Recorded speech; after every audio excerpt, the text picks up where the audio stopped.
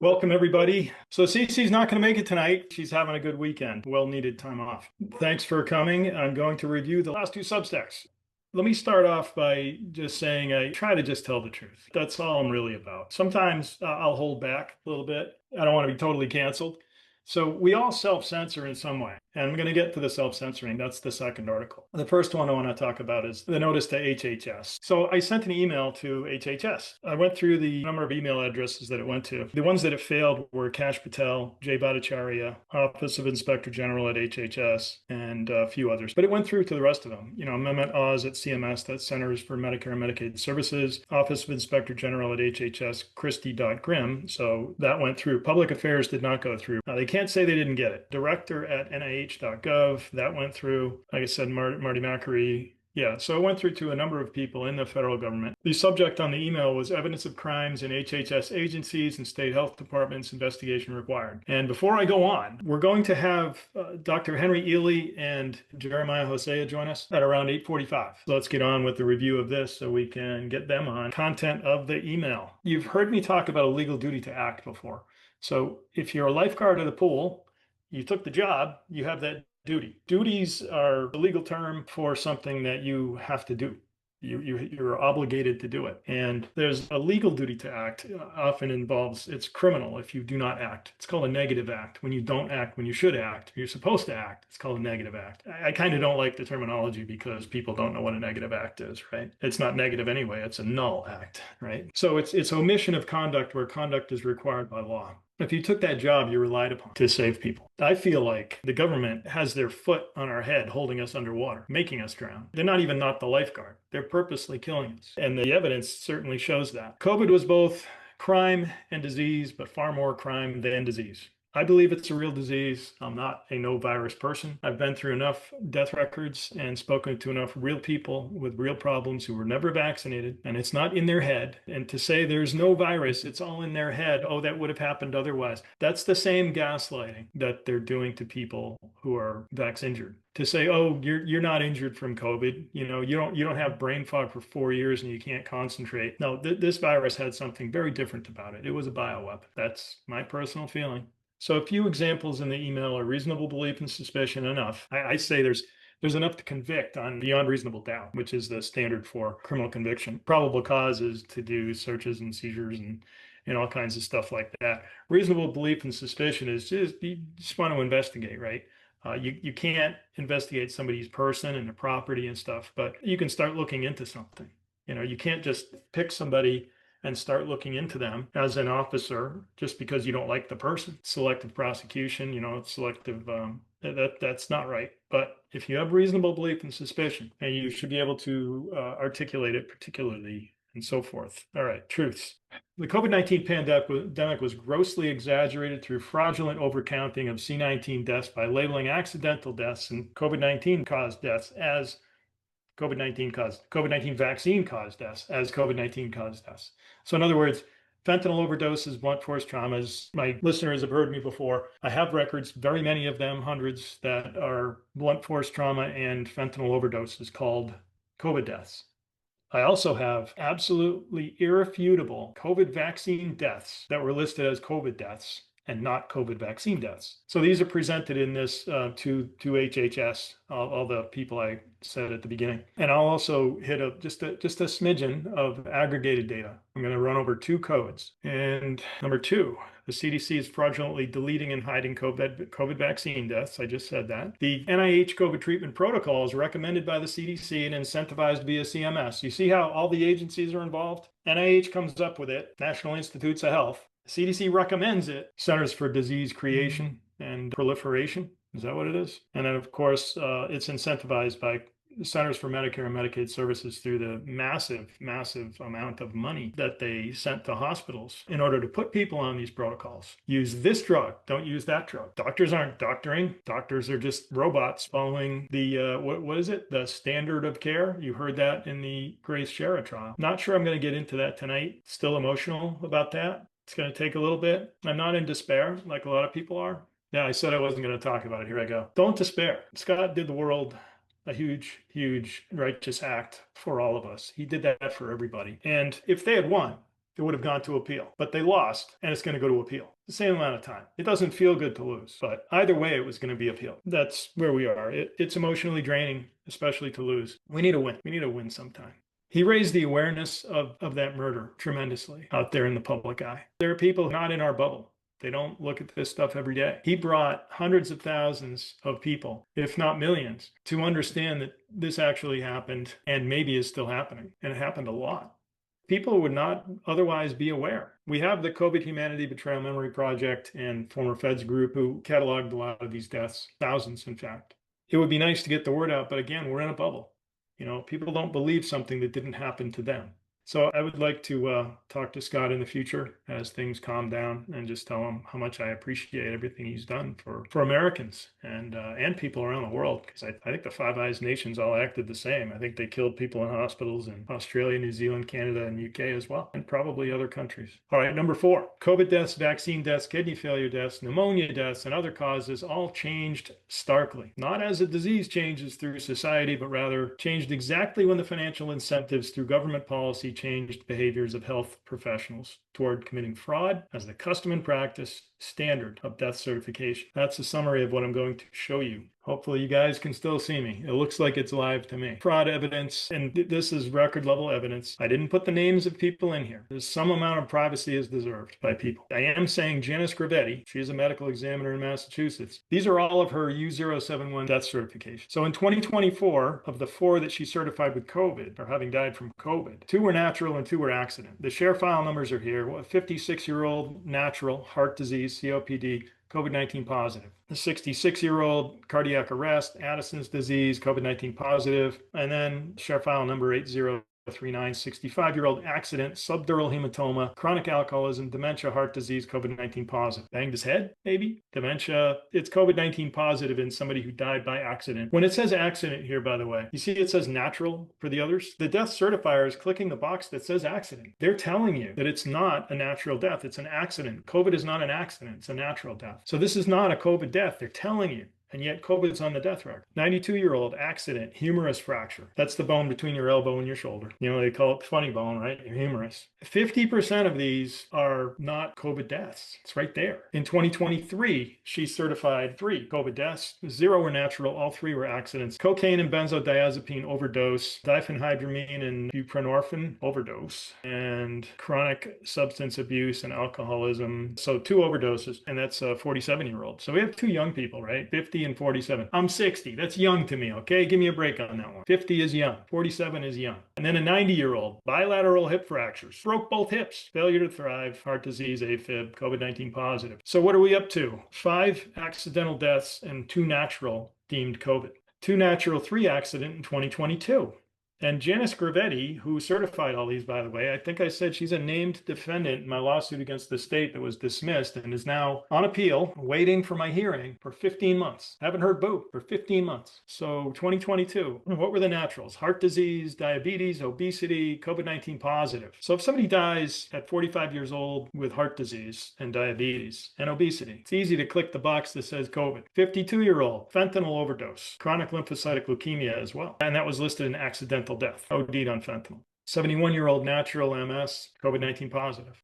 89-year-old accident, blunt force trauma of neck, heart disease. 87-year-old accidental blunt force trauma, neck and torso. You see what's happening there. 2021 was 7 natural, 2 accident. Well, what's interesting there is at least one of the naturals I know is a vaccine death. It was Charles Casella. 48 years old, natural, C19, obesity. Now, that's not morbid obesity. They actually write morbidly obese. Blunt force trauma, chronic substance abuse positive, chronic alpha ethanolism, so alcoholic, cardiac arrest, substance abuse, recent pneumonia, hypoxic respiratory failure, sacral osteomyelitis, cirrhosis, pulmonary embolism, asthma, obesity. They're calling these COVID deaths. Here's the note. Spoke with a friend of his, forced to take a shot by Bose Corporation, the speaker company. And if you don't buy their speakers anymore, write them a letter and say, I'm not buying your speakers because you killed Charles Casella. You made him take that vaccine and he died.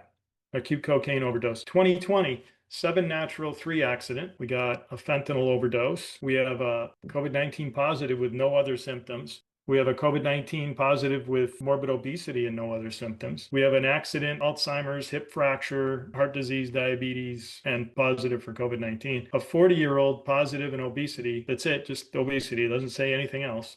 What do people die from if they have COVID on their death record and there's really nothing else? Obesity is like a contributing condition, but there's no heart attack. There's no pneumonia. Don't you expect pneumonia with COVID or any type of ARDS or some trouble breathing? No, nothing. It's all lies. Neuromuscular weakness, rib fractures in a 77-year-old, 36-year-old, heart disease, obesity, 65-year-old, obesity, 40-year-old, natural obesity. You think somebody just writes COVID, oh, they're obese, so they die. That's it. No follow-up in terms of actually doing work. Oh, I talked to a medical examiner who was in Boston, who knows these people. And he apprised me of what happened during COVID, that first big wave that fooled the world. He said medical examiners were afraid of going into the office. So they would call the old folks home and say, what happened? And they would say, well, it was coughing and then died. It's like, okay, COVID. I mean, 95 years old, somebody's coughing and they haven't been walked down the hall in a few days or a couple of weeks.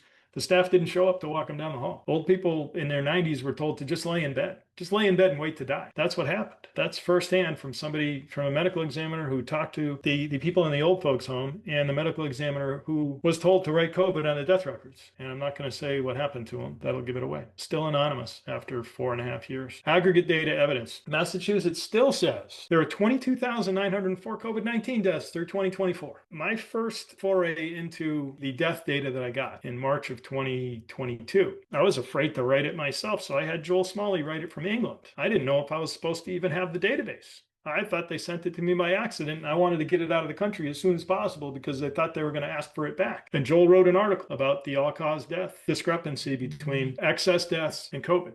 And what happened? 2 weeks later, Massachusetts dropped 4,081 deaths from the COVID rolls. Just like that. Oh, 4,000 people didn't actually die of COVID. And nobody blinked. And they said, well, we're doing our accounting differently. I don't care why. You just lied to everybody for 2 years about this disease that you said was so bad. And then 20%, I think it was at the time, it might have been 20,000 at the time, at 2022, probably less. So it's probably like 25% of all the deaths. They just not going to count those. And that doesn't even count all the ones that I just read to you and the fraud. So 4,000, boom, gone. And what's left is still almost 23,000, 22,904. 13,660 are excess all cause in that time. How the hell do you get 22,900 COVID deaths when there's only 13,660 excess deaths? And in the excess deaths, 5,700 were acute kidney injury. And if you look at other work I've done, you see that COVID doesn't really cause that. That was caused by hospital protocols, drug protocols. As soon as the money kicked in, as soon as the incentives kicked in from CMS, that's when the acute kidney injury deaths took off. Not so much when COVID was around. There were excess when COVID was around, but people died with a lot of other things too. Not at a much greater rate as a percentage of all-cause deaths. 5,700 out of the 1,360. 563 veins and lymphatic vessels, so goes with a lot of deaths involving clots in your veins. It's just a catch-all category. There are other categories like 1,106 pulmonary embolism deaths, lung, stomach, and intestinal cancers. 1,700 in excess. 1,500 other and unspecified sites. 282 lymphoma, that's the C7-7, that's 400% of normal. When you add them all up, it's 11,979, and there's only 1,681 left.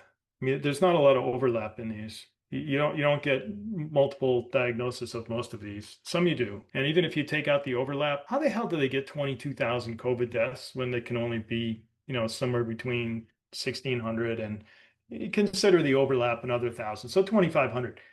When I say it's 90% fraud, I can show it mathematically. COVID deaths are 90% fraud. Let me just summarize here, as I did for HHS. 18 listed as natural, 13 accidental. Not a very good ratio. That's a massive amount of fraud. And even the 18 that were natural, you've got your hospital homicides and your COVID vaccine deaths. Only a handful have J codes. Gravetti only has, I think it was 3 or 4 that have J codes are respiratory. Not very much respiratory codes on those COVID deaths. Kind of odd, don't you think? In addition to Janice Gravetti, Robert Weldon, Julie Hull, Mindy Hull, Michelle Matthews are all named defendants who committed massive amounts of fraud on death records. You can check out the case Bodwin versus Baker. I tell them to go look at Exhibit F. It's public information. CDC deleted or omitted Y590. I've said this in many podcasts. I'm going to get to the other article in a minute here. So here's one that says, second COVID vaccination was given 5 days before death, and she developed fever and mental status changes shortly after getting it, meaning the vaccine. Shortly after getting it, fever and mental status changes, died in 5 days. Y590 is not listed. It's not listed. So it's a fraudulent omission. They were told in the lawsuit. They didn't fix it. They were told many times by me. They refused to fix it. They're lying to everybody by omission. Solomon Kizito is 60 years old. Acute bronchopneumonia and idiopathic thrombocytopenia following COVID-19 vaccination. It was properly coded. That's the only one. And then there's a bunch of others. Vaccine the prior week, not coded. Vaccine 11 days prior to presentation. That's a hemorrhagic stroke with thrombocytopenia. And it says vaccination, treated with COVID vaccination, not coded with Y590. The person wrote it on the death record for us to know. And when it came out of the CDC, they deleted Y590, hiding it from the people. And there's in the setting of recent fentanyl use and COVID-19 vaccination. So recent COVID vaccination should be there under Y590. It's not. COVID-19 vaccination, pulmonary hypertension, congestive heart failure, not coded. That's a 97-year-old. Here's a 30-year-old. Oh, this is Brianna McCarthy. She had a stroke. I've reviewed this many times. She reacted right away to the vaccine within hours. Her headache got worse. She went to the hospital twice. I'm going to have to get to the other article here. So the summary of the email, it's fraud and fraud and fraud. Right? Fraud of omission, fraud of commission. They omitted vaccine from the cause of death when they know it was the cause of death. And that is the Y590 is missing. So the people of America, United States, can't track this stuff without it being coded. I told you all the frauds where they blew up the COVID numbers. This is absolute irrefutable proof. You don't need a doctor. You don't need an expert witness. You just need a jury who wants to listen to facts and tell the truth and come up with a verdict. Unfortunately, they won't let anybody have standing in court. They've taken away our right to save ourselves from a tyrannical government that killed 1 million people. 1 million Americans. They may escape scrutiny for 5 years, maybe even 10 or 20, but these facts are not going away. Do the right thing and contact me to explain all the nuanced evidence. I included 9 files, and in the 9 files is about somewhere between 1,500 and 1,800 pages of many thousands of graphs, as well as people's actual names and what happened. It's a massive body of evidence. There's nothing like it in the world. All right, let's go to this one. Okay, everybody, I'm going to have to sum this up really fast because they're going to be coming in here. If you read the article, you'll see that Dan Skorback from Epoch Times came to my house, drove 6 hours. We did 5.5 hours of video. I had the monitors up there. They had 2 cameras from different angles. There were 2 big lights, 5.5 hours of video for a 3-part segment. I absolutely blew away their numbers. You can go back and look online. Joe Latipo got 37,000 views. Robert Malone got 68,000 views around the same time period. My video got 192,000. Now, this is just on their platform. 192K on Epoch TV translates to over 1 million across all media. It got seen by millions of people. That's why he drove 6 hours to my house. That's why they wanted to do a 3-part segment. And I put in time getting everything together, getting the segments together. What do they want to say? So what happened was they didn't produce the video and their CFO was arrested. Associated Press article from June 3rd, 2024. Arrested on Sunday, Wei Dong Bill Guan, 61 of Secaucus, New Jersey, appeared Monday before a federal judge in New York on charges of conspiring to commit money laundering and bank fraud. The article finished by stating, the Epoch Times has become politically conservative over the years. Ooh, oh my God, they've become conservative. We need to put them in jail. And has embraced both former President Donald Trump. Oh, another crime. They're both conservative and they embraced President Trump and conspiracy theories like vaccines are harmful. It's not a theory anymore, is it? They spiked the 5.5 hours. Not a minute was ever seen. They ghosted me, won't return any calls. I was supposed to be on American Thought Leaders with Yanya Kellick. He ghosted me too. You guys can read this on your own if you go to the Substack article, therealcdc.substack.com. Like I said, you can read it. I was kicked out of Brownstone. You can read what I wrote and what he wrote. This is the only communication we had in the last 6 months. You can decide for yourself how abrasive I am. It's all there. But more importantly, I was told by 3 authors at the Brownstone, in order to get published, you have to dull it down. You can't be so brash. 2 people in the waiting room. Yay. I think we got it. Hey, man. What's up, good man? Trying to do this on my own. I'm failing big time. Who do we got there? Who is this? That's Marcus. What's up, Marcus? Is this the same Marcus that won a chess tournament? This is the little chess man. How you Hey, gentlemen doing? good, good. Are Hey, you a rubber here? thanks for bearing with me with Oh, the it's tech. all right, brother. Hey, I thought this could be real casual. I know Dr. Ealy. For the audience, a lot of people that follow me don't know you, and I'm assuming. So, can you tell us? And we'll do Jeremiah after. What was your life like before COVID? What were you doing? We had lives before COVID. We had lives.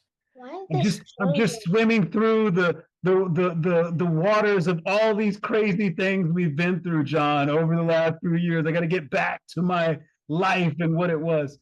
I actually had a great life, man. I was living in a beautiful place with a beautiful woman, and we had our own spot, and it was the we were I was anonymous. Nobody really knew who I was. It was fantastic, and I remember getting the call on March 12th, 2020, from one of my students saying, Doc, I think this is what you've been warning us about. I think they just pushed the go button. You better look at this. And I went and looked at it, and I was like, holy shit, they pushed the go button. This looks like it's go time now. So life changed instantly, and I don't regret it because we are here. We're the called few, to fight them. Underfunded, completely disconnected from each other in the first year or two. We managed to stalemate them. And it's been pretty impressive to see that part of it. I had hoped that we would advance more ground by this point with this administration, and we haven't, which is very disappointing for me. It's disappointing for me to see that, John, folks like you have not been brought in to this administration with all the incredible data that you've been sharing. You shared with the grand jury team and all the work that we've done the last couple of years. It's disappointing that somebody like Kevin McKernan isn't in the thick of things, the genius that he is. It's disappointing to see that longtime people that have held the line, like the Sherry Tenpennies and the Suzanne Humphreys and the Zen Honeycuts of the world, are not involved directly. It feels to me like we have to fight this administration, and that's what I'm preparing to do now.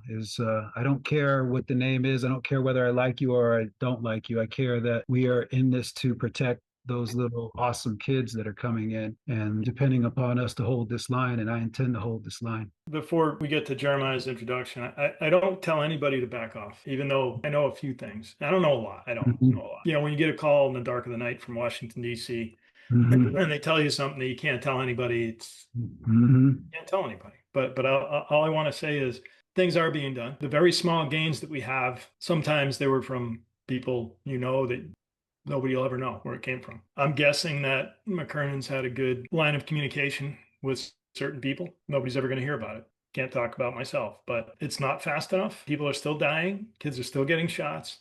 And I'm not telling anybody to back off. Mary Talley Bowden, you, anybody that's pissed off and saying, we're coming for you. Let's keep going. Don't back off.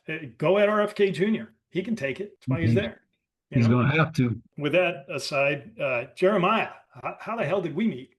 Oh man, where did we meet originally? I guess we met on X Spaces, I just found my own kind, meaning people who believe in human dignity and the right to say no, basically.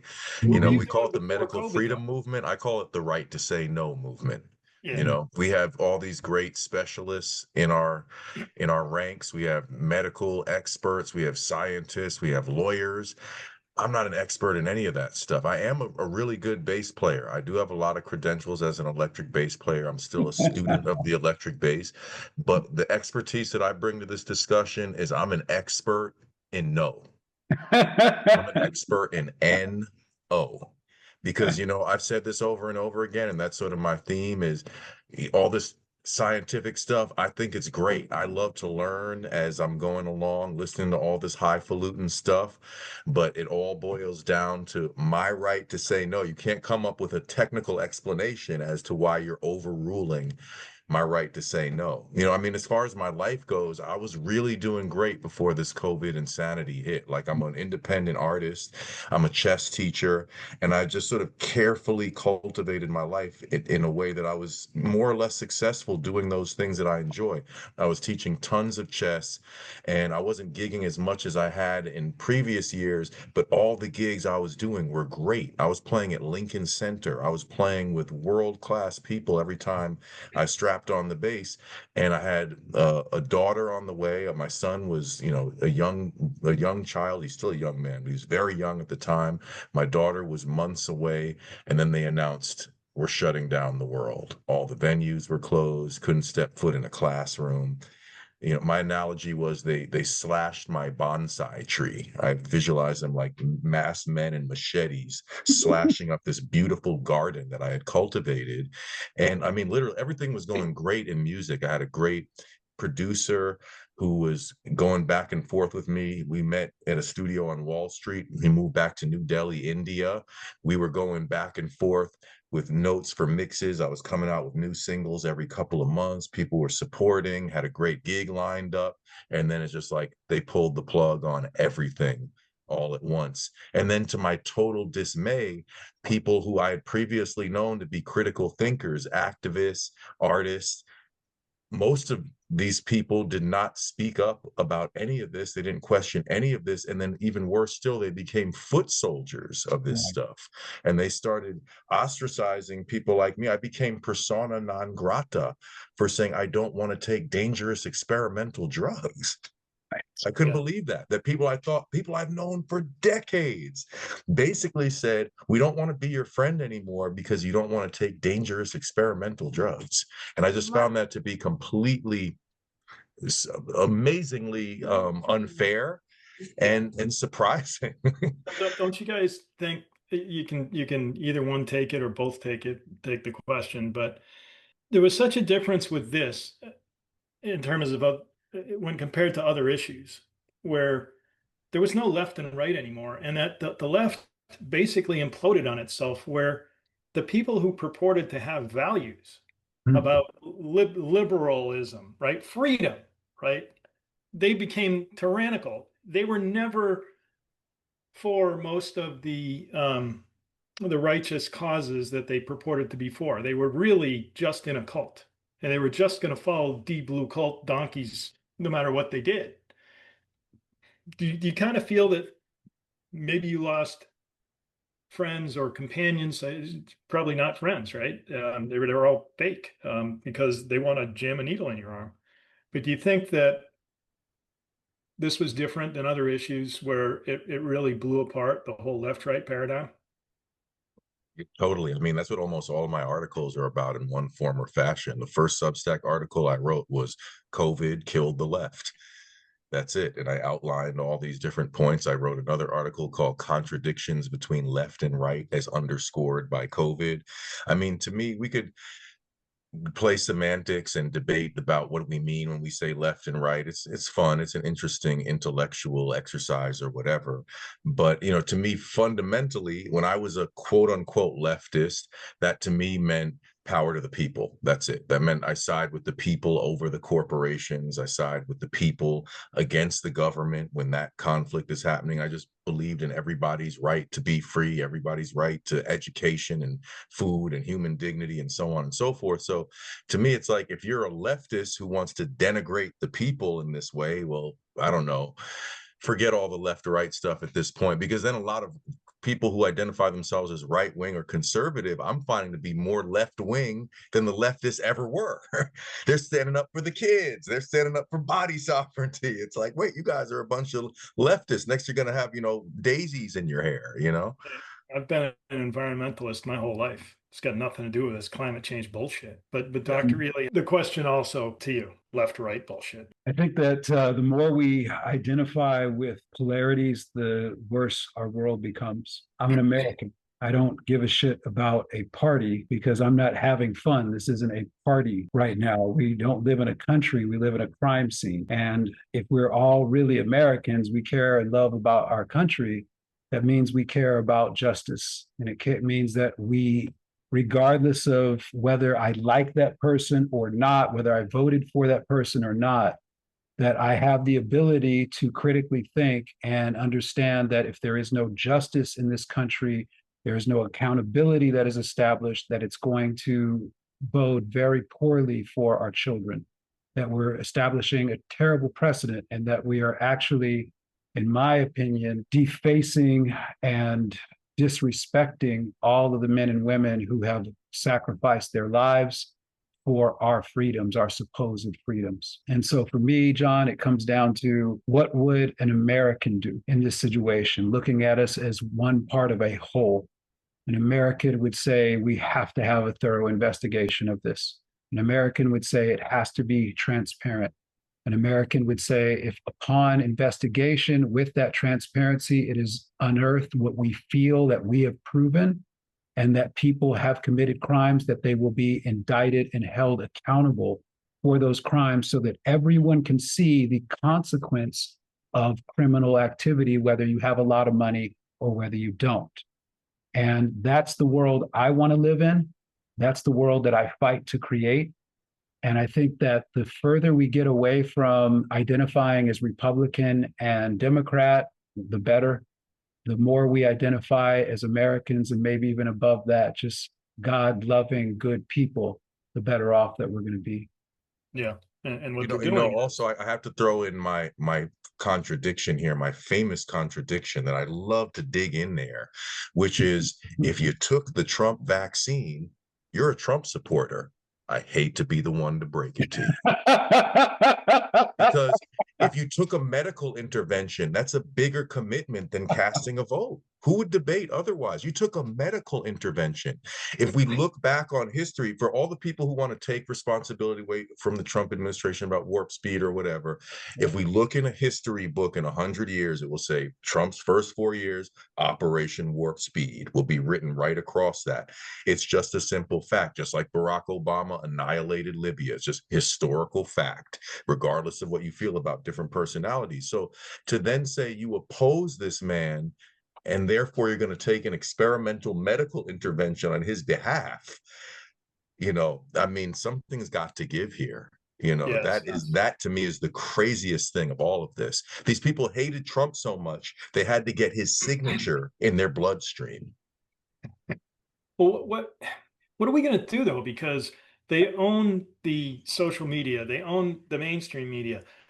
They not only can suppress people like me and McKernan. He says I'm the most suppressed. I think he is. If you look at what we've done and the lack of expansion of our followers, there's no doubt about it. So if they have that much control, they can also control the messaging to our youth. And our youth, well, your youth to me, Jeremiah, I don't mind that. The millennials, the younger Gen X's. I'm close to Gen X. I'm within 6 months. That's my podcast is the last boomer because I'm the last boomer. I'm in the second half of the last year of the boomers. But here's the problem. They divided people by race. They divided people by gender. They divided people by gender preference. They divided people by religion. And now the subtle one that everybody's missing is they got people hating boomers, just saying, oh, boomers did this. Boomers did this. That the whole Israel thing, boomers did this. They can program these kids to believe anything, to hate an entire generation of people. They got people hating by age, by race, by religion, by gender. But they can program kids so easily. What are we going to do about that? So I think it's pretty simple. You have to teach kids why they do that and let them and remind them that they have a choice, that yes, you can accept the programming of hate or you can reject it. This is what we've all done. We've said we reject we've all been exposed to the programming. We say no. Why do we say no? Because we came into a fundamental understanding of what their playbook is. Their playbook has one page in it, and it just says one phrase on that page: divide and conquer. And we have to decide that we are willing to view each other as a family that will not be divided instead of a family that is easily divided. And this is something President Lincoln was talking about before he was assassinated. A nation divided against itself cannot stand. A family that is at odds with itself cannot stand. We have to agree that we believe in sovereignty. We have to believe and agree in what Jeremiah is talking about, that I have a fundamental, inalienable, and everybody says inalienable, it's inalienable, meaning there's no lien that can be placed against your rights. Your rights are provided by your existence, by your creator. Your right to say no stands above all, especially in the face of tyranny. But if we teach our kids, and we do it well, that they have a choice, that this is a choice in front of them, and that we have to accept that they are sovereign beings and can accept the programming as their choice. That's the hard part of freedom. That's the hard part of sovereignty. But if we can teach them that they have a choice, we give them something that they don't realize they have right now, John, which is that choice. And that's our job right now with the younger generation. Yeah. Any comments, Jeremiah, before I get into Dr. Ealy's book? Yeah, I agree with everything Dr. Ealy said. He's way ahead of the game. He's been ready for this, as his students said. Hey, Dr. Ealy, they're doing what you warned us about.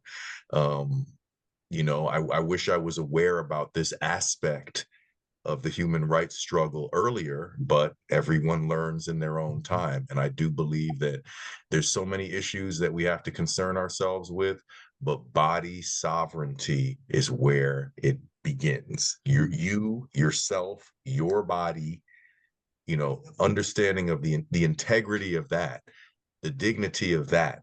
That's where all the other rights emanate from. So how long are we going to go here? And then I can start officially hosting Stop the Shots. I want to get to this because this is important. Oh, no. There we go. If I hold it in front of my face. Hey, Dr. Ealy, look at your screen. Hey, man, what is this? What is this? Where can people get it? Okay, it's called Dr. Henele, The Book of Questions. Embrace Your Heart's First Thought. All right. So, John, thank you for demonstrating and promoting this book.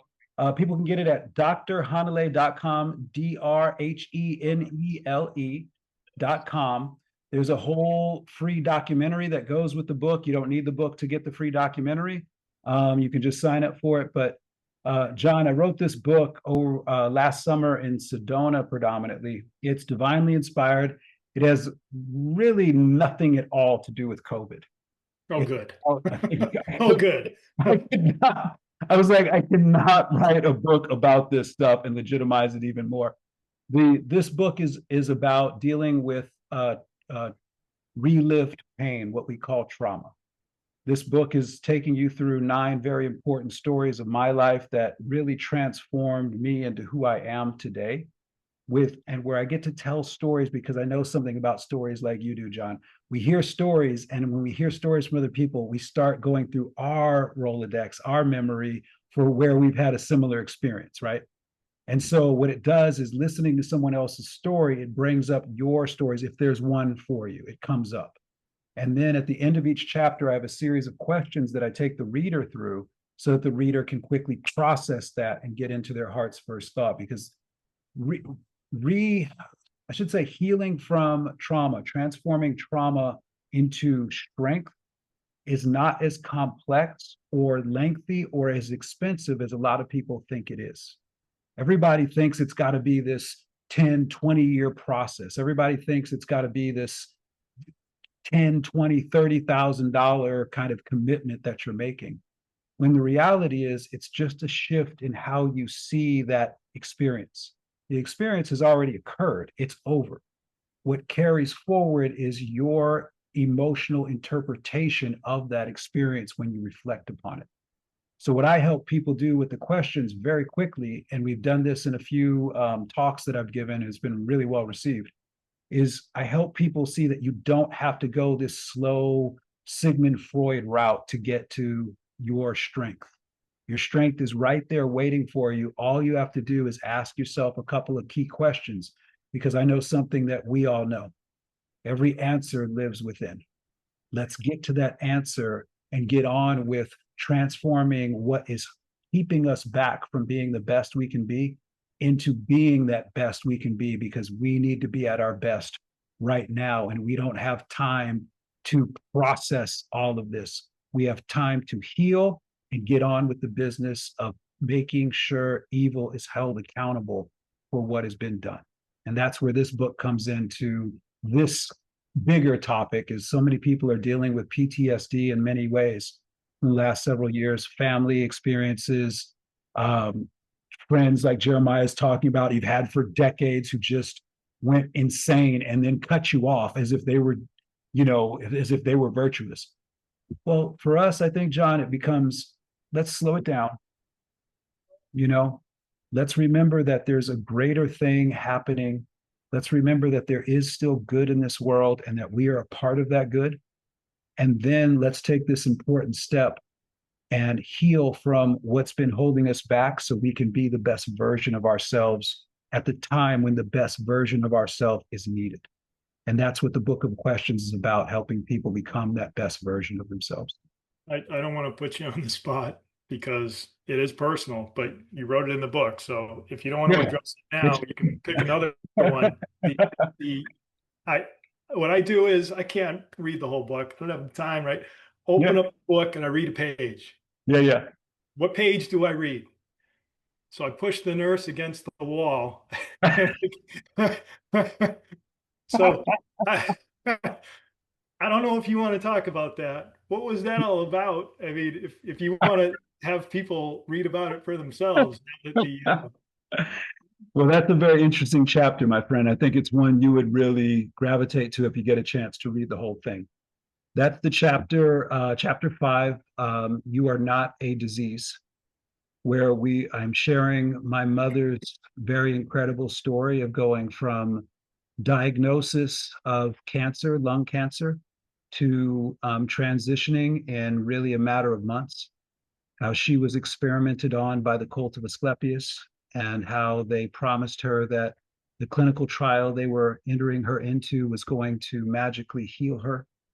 And that moment that you're referring to is my mother had one last request that she shared with me, and it was to transition in her home, in her bed, with her family around. The very thing that did not happen in 2020. And that's what really incensed me in 2020, how many of our elders were forced to die alone, which is the most undignified, ungraceful way to die, especially for people who've given so much.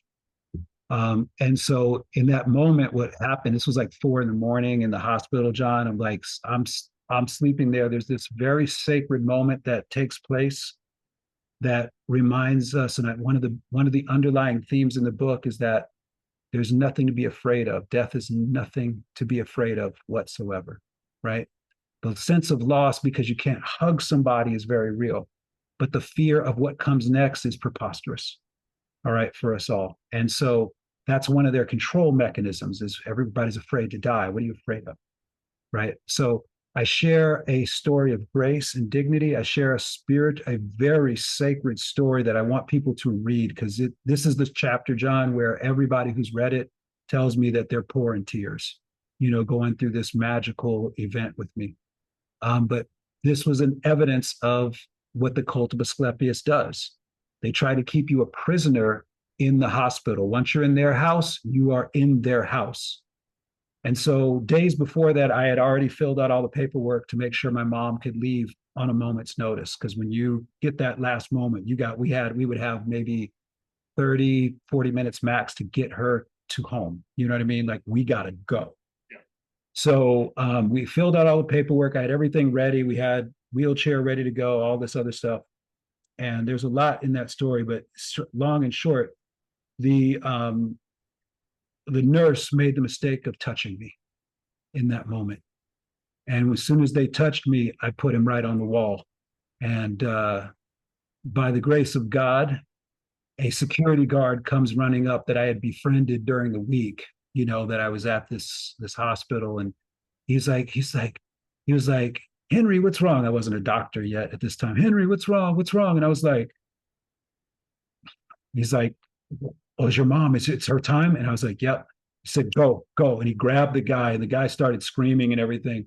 He grabbed the guy and he was like, you shut up, and you shut up right now. Because he was ready to pound the guy too. And it was like, yes, that's what we have to, that's how you treat tyranny. That's how you treat stupidity. You do not give it the indulgence of even allowing it to have a breath. You crush it. You crush it on site. Now that person gets in this case, a painless lesson on humility and knowing that you aren't God, This isn't a prison, and people have a sovereign right to leave whenever they want. So I don't know what happened with that person, but I'm very lucky that it didn't get ugly, because I definitely was in that moment, John, where we've all been as men, where Yeah. rational thinking would have not been on the menu, so to speak. Yeah. Well, it's just the page that I had read with, your father didn't know where the car was, but he's going to go find it. He's taking around the wheelchair, and you're with the nurse. That was enticing in that one page alone. So I hope your book does well. And again, can you just say, before you guys leave, can you say where to get the book? Sure. Go to drhenele.com, drhenele.com, and you can get the free documentary. There'll be a link that'll take you to Amazon. I just finished actually on Wednesday recording the Audible version of it as well. So we have all the versions. We're going to start big promotions in August.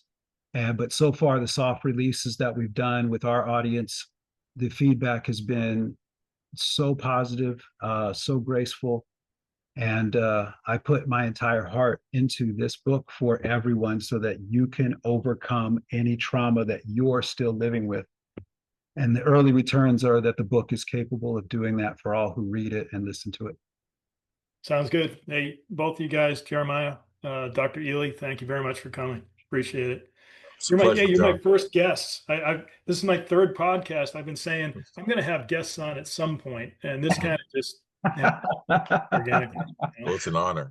Well, it is an honor, John. And there's nothing more that I would love to be able to do than to have a huge uh, slice of humble crow pie later this year, because this administration crushes it and bans mRNA and bans glyphosate and repeals the liability protections. And believe me, I will eat every slice of that pie in a very public way if I given the opportunity. Yeah, I don't think that's going to happen, but Well, I know that's not going to happen. And it's definitely not going to happen without us pressuring. But I will say this.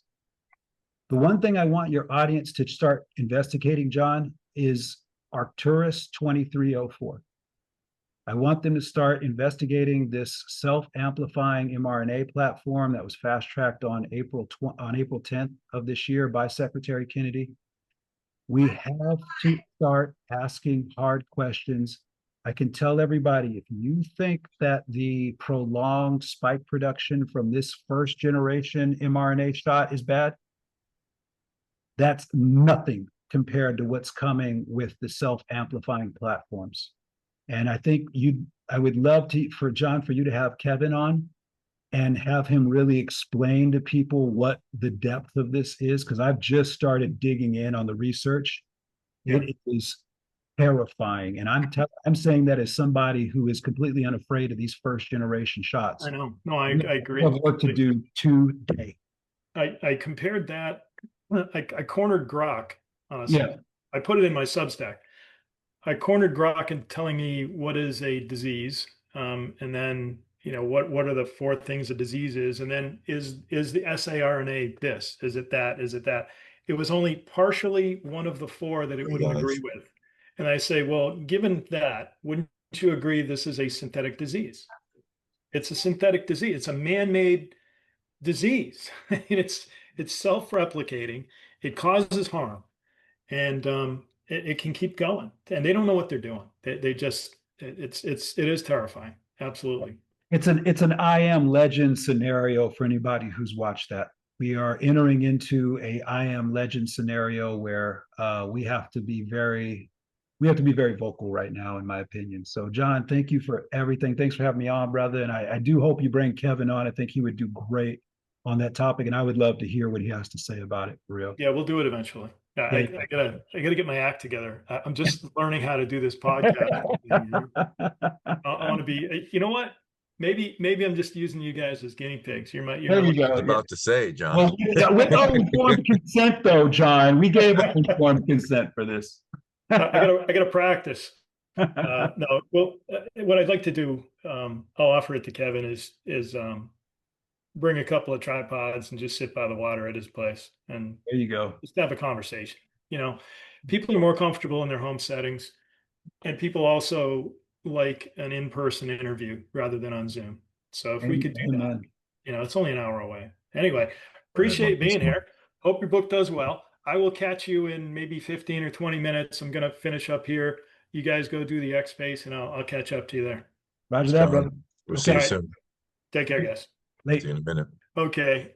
I'm going to share a screen and just show you a couple of things. So before I testified in New Hampshire, I looked in Massachusetts death records for residents of New Hampshire. We're a border state. A lot of people who live in New Hampshire use Massachusetts hospitals. It's right, over the border. The greatest population of New Hampshire, I think Nashua is the biggest city.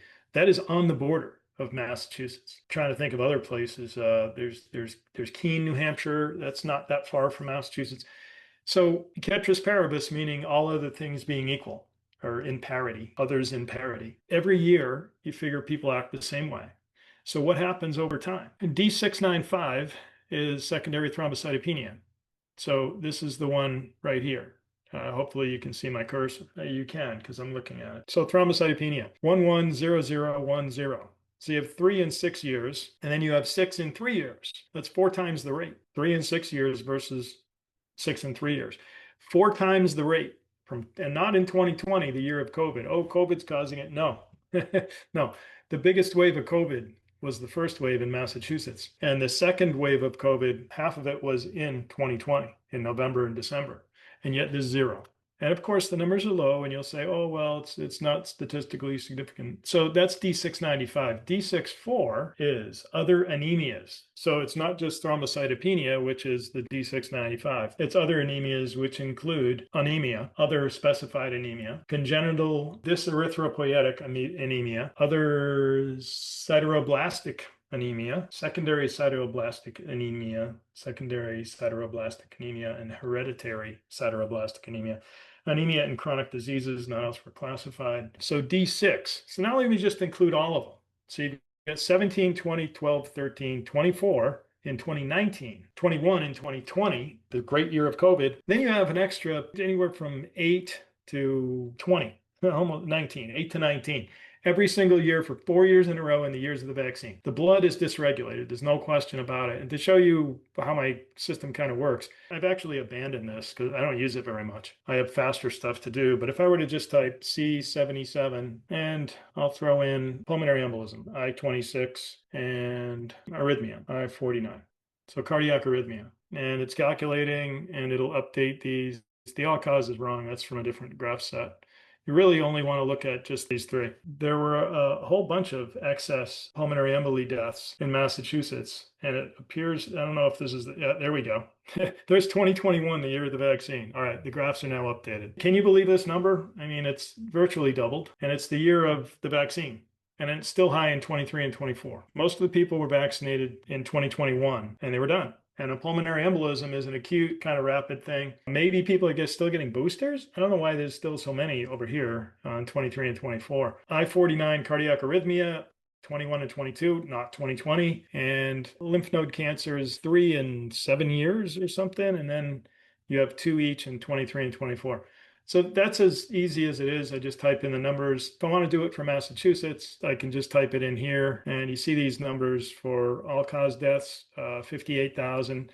This is the year of COVID. You did have a lot of excess deaths. C06, that's some kind of cancer. I do my research on this system. And again, I've pretty much abandoned this system. C06, malignant neoplasm of other and unspecified parts of the mouth. So this is mouth cancer. It really took off. It was high in 2020. Maybe you could try to say it had something to do with COVID. But I think with 9,000 extra people dying, out of those 9,000, an extra 6 more than the prior year. 6 out of 9,000 people had cancer in their mouth. But then why is it up to 60 now? Why is it 100% increase over the prior normal in 23? That's a crazy number. So that's another part of my system. I'm now, and then by town, I can do this by town. And N17 in Sutton, Massachusetts, 11313101, and then 43. So 2 years in a row.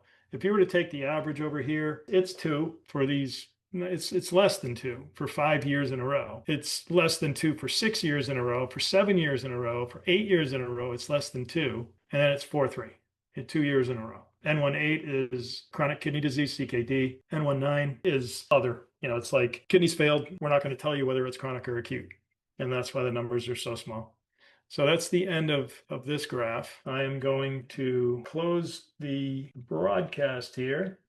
From Vigilant Fox, Dr. Asim Al-Otri reveals that White House insiders want to pull the COVID shot off the market and say it's only a matter of time before it happens. Well, in that matter of time, kids are dying. What is the matter of time? All right, the frustration is real, right? I think I do better with guests than I do just reading my own stuff. I'm one of 14, and some of my siblings are having trouble with life. So 1 of 14, wow.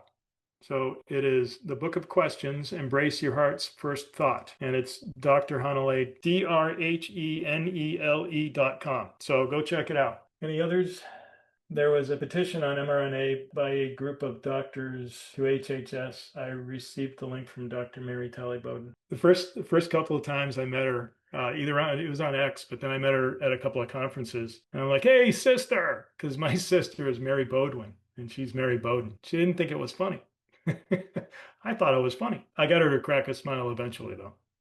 I don't know if she thinks it's funny or not. I don't see any questions. If anybody has any, let me know. I'm going to close it up. Oh, I read your Substack on Epic and Brownstone, and I was disheartened to see the continued censorship. Yeah, the article is really centered on people censoring themselves in order to be published, get fame or acclaim, or say, at least I can get 80% of my message out to 1 million people if I just take out this really important thing of my article. And I know that people do that in order to get published in the Brownstone because they told me to do it in order to get published, and they told me they do it. So I know it's being done, and it's sad. And when I told somebody this, who reads a lot, I don't want to give up his name, but he's edited books. He's authored a book that's used in universities for 20, 25 years it's a mathematical book. He's an MIT guy. He said that he doesn't like reading Brownstone because he feels that the articles are all castrated.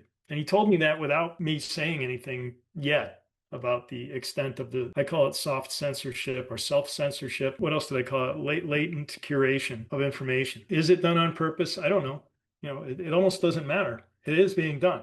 So if it's on purpose or not on purpose, either they course correct and they bring real truth to the people, or they keep doing what they're doing. And I'm not going to read anything. In fact, I never read anything there anyway. I'll admit that. Good night. Keep up the good work. Okay. Thanks a lot, everybody. Have a good night. I'm going to end it. This was my third one. I have to do better. I know. I'm just learning. I'll get it down.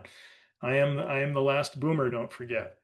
Although I have a degree in electrical engineering, and I've been involved in almost every electronic thing you can imagine. Because first I sold chips, then I sold software to design chips and boards into so many different designs. I've seen everything. There's so much technology, even like super advanced stuff at MIT Lincoln Laboratory and Draper Laboratory and MITRE. MITRE was funny. I've talked about that in the past. They do designs of things that will never come to be, and they cannot be, because there's a little box in the overall system. It'll never work, and they don't care, because they're doing what the government told them. And what happens to these designs, I don't know. But I think a lot of them are red herrings for enemies to get a hold of, thinking that we have a design and that we're actually working on some super, that's why when people talk about self-assembling nanobots, I'm just like, okay. Oh, but I saw a patent. I'm like, yeah, okay. The world is seeded with false paths. They want you to go down those false paths. Some things are real. The quantum dots, there are some things that are real. But the general public that doesn't understand the periodic table and material properties of various substances, they can be easily fooled, very easily fooled. I've fooled people, but not in a nefarious way. Given nefarious intent, it's not hard. It's really easy to fool people. All right. Thanks a lot, everybody. Appreciate it. Have a good night. Bye-bye.